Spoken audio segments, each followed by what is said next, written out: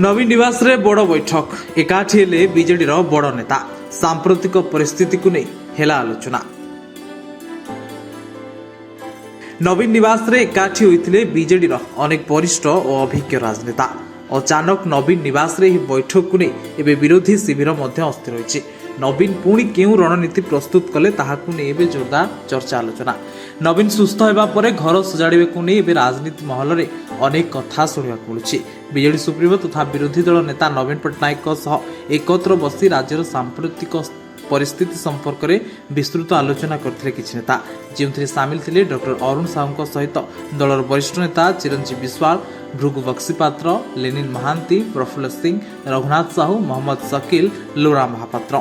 नवीन निवास रे दलर सभापति नवीन पट्टनायक प्रत्येक क्षेत्र में राज्य सरकार विफलता और जनविरोधी कार्य संपर्क में विस्तृत आलोचना करथिले। बैठक शेष में एक वीडियो जारी कर सरकार को समालोचना सह सरकारी दल को टार्गेट करथिले विधायक अरुण साहू। विधायक तथा दलर उपसभापति डॉक्टर अरुण साहू कहते जे राज्य सरकार को जनविरोधी कार्य को नहीं आगामी दिन में बीजेडी राजरास्ता कोल्हाइबा सह राज्यवासी स्वर हिसाब से तीव्र लड़ाई करिबो। निजको लोकों सरकार कहूथवा बीजेपी क्षमता को आसवा परठारु राज्य में आईन श्रृंखला परिस्थिति एक प्रकार संपूर्ण भूसुड़ी पड़ी। चाषी सार पाउनथवा बेले व्यापक कलाबजारी को प्रोत्साहन देउछंती सरकार। स्वास्थ्य सेवा क्षेत्र में लोके अकथनीय दुर्दशा भोगुछंती। महिला सुरक्षा को नहीं जातीय और अंतर्जातीय स्तर में ओडिशा निंदित होता बेले सरकार कुंभकर्ण निद्रार शुईछंती। निर्वाचन परठारु प्रत्येक क्षेत्र में विकासमूलक कार्य ठप हो जाइछि। ओडिया अस्मितार नारा दे सरकार को आसथिबा बीजेपी प्रत्येक दिन ओडिया अस्मिता को कुठारघात करुछि।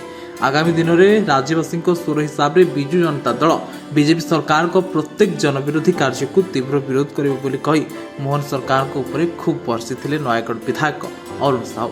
तेबे आलोचना एबे काहेकि नवीन डाकिले और अन्य नेता माने एठे अनुपस्थित रहिले एबे ताहा मध्य सबुठु बड़ प्रश्न। असंतुष्ट नेता मानकु डाकी तांको सह काहेकि कोनोसे आलोचना करूनाहांती नवीन ताकू नहीं एबे आलोचना जोर धरिछि। तेबे नवीन को एही भिन्न प्रयास दल को जोड़िबारे केते सहायक हेबो ताहा देखिबाकू बाकी रहिला।